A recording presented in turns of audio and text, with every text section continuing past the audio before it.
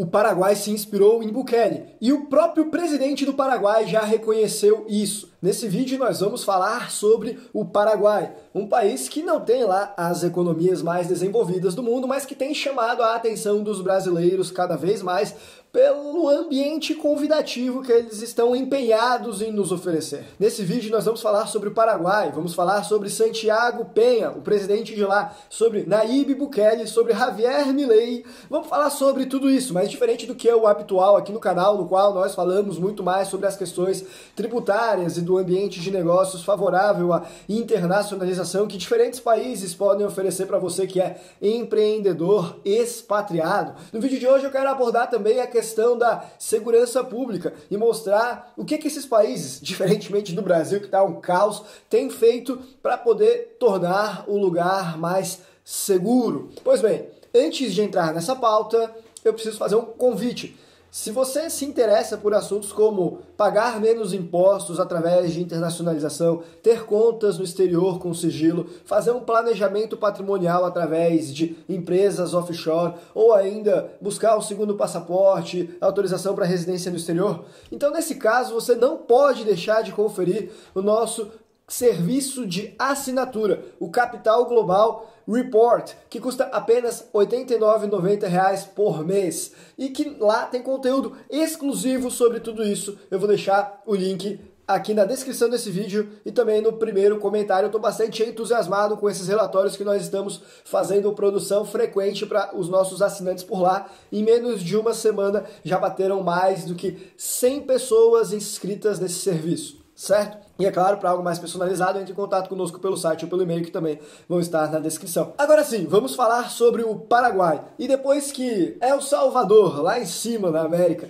deixou de ser um dos países mais violentos de todo o continente para se tornar um dos países mais seguros de forma repentina e abrupta, muitos dos demais países latinos começaram a voltar as atenções para o que o presidente de lá, o Nayib Bukele, estava fazendo para conseguir essa façanha. Particularmente, o que ele estava fazendo para a sua gestão de segurança pública para acabar com as gangues de lá, para retomar o controle sobre as prisões, que, assim como no Brasil, muitas vezes está no controle de facções, isso também acontecia em El Salvador, também acontece no Paraguai. E El Salvador conseguiu isso com uma política de total intolerância contra as gangues, de prender todos os membros delas, de forma que para alguns seria até um desrespeito aos direitos humanos, ao devido processo legal, mas que, sim, surtiu efeito. Eu também não fui lá ver exatamente o que ele fez, mas o fato é que os níveis de segurança no país aumentaram bastante e a população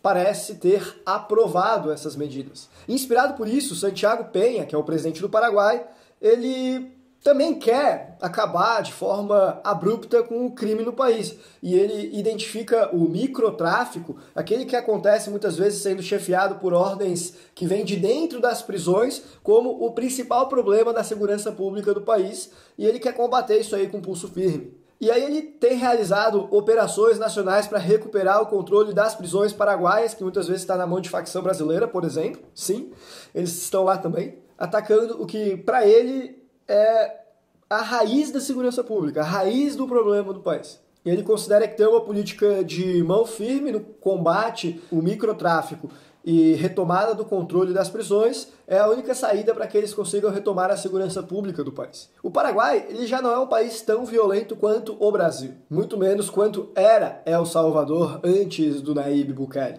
Mas, mesmo assim, eles são países, em termos internacionais, considerados violentos e eles têm razão aí em querer combater esse problema também. Todos os países que querem buscar maior segurança pública têm razão nessa busca, ainda que os meios, eventualmente, algumas pessoas possam discordar. A finalidade, ela sempre é legítima. E o meio que o Nayib Bukele adotou, e que agora é o Santiago Peña, é de dizer um basta para tudo isso e tomar ação rápida. E aí, além do seu foco em segurança, nessa tomada de ação rápida, Santiago Peña, que é um economista, assim como o Javier Milei lá na Argentina, ele também tem tomadas de ações rápidas na economia, no corte tributário, nos incentivos de reduções fiscais que ele traz para atrair empreendedores estrangeiros para o país. E o Santiago Peña tem estabelecido boas relações políticas com outros líderes da América Latina, como o Luiz Lacalle Pou, que é o presidente do Uruguai, e agora o Javier Milei, que é o presidente da Argentina. A propósito, veja aí a entrevista que ele deu logo após a eleição do Javier Milei, dando apoio ao presidente mais novo eleito. Hablé, al día siguiente fue electo el presidente Milei. Creo que tenemos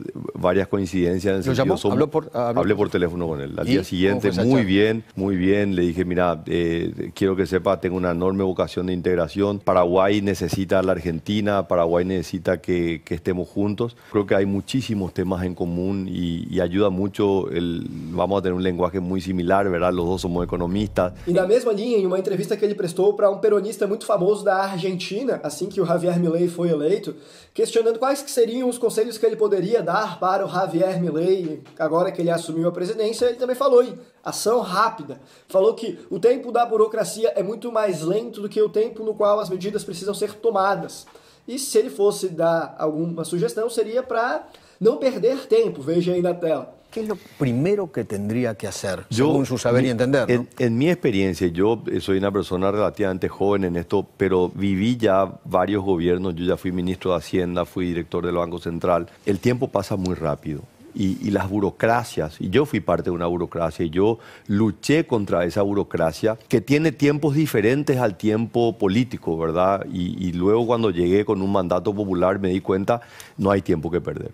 Y estos 4 meses han sido muy intensos y voy a seguir imprimiendo esa intensidad. Entonces, lo que le digo a cualquiera, ¿verdad?, que me quiera escuchar es no vaya a crear una comisión, no vayas a pedir un estudio, no, hay que hacer las cosas. Penha também tem trabalhado para reduzir o preço dos combustíveis, o preço do gás, reduzir os tributos e, quem sabe, também conseguir aumentar a arrecadação, diminuindo a evasão e a sonegação fiscal. E embora em muitas posições ele se coloque próximo a presidentes como Bukele, a presidentes como o Javier Milei, falando que ele possui mais semelhanças com esses líderes do que diferenças, ele também tenta se posicionar como alguém mais neutro no espectro político e fala que ele é contra radicalismos como que ele coloca como radicais e populistas, como o encerramento do Banco Central e o fechamento do Congresso, por exemplo, que para ele são medidas tão populistas quanto o assistencialismo social para comprar votos. Eu competi contra o populismo. Nosotros aqui em Paraguai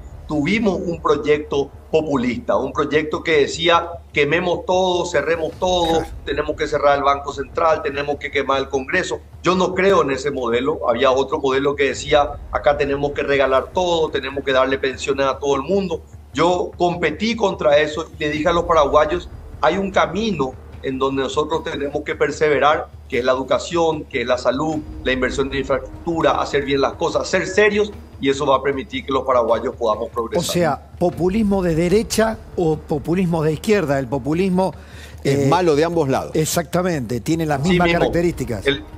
El populismo es malo, por eso decía, yo tengo mis severas críticas hacia el socialismo, pero también tengo mis severas críticas hacia el neoliberalismo. E diferente do que ocorre com o Javier Milei na Argentina, por exemplo, talvez até por ter uma postura um pouco mais moderada, o fato é que o Santiago Penha, no Paraguai, possui o apoio da base do Congresso Nacional. Eles costumam votar em conjunto com ele. Ou seja, ele consegue aprovar mais das suas medidas. Não por acaso que, apesar de todos os problemas que o Paraguai possui historicamente, nos últimos tempos ele tem avançado em conquistar uma estabilidade econômica, se destacando quando comparado com outros países da região, como Cuba, Venezuela e a Argentina. A título de comparação, a Argentina, em 2023, chegou a ter uma inflação de 6% ao mês, ao passo que o Paraguai, no acumulado do ano inteiro, teve a inflação de apenas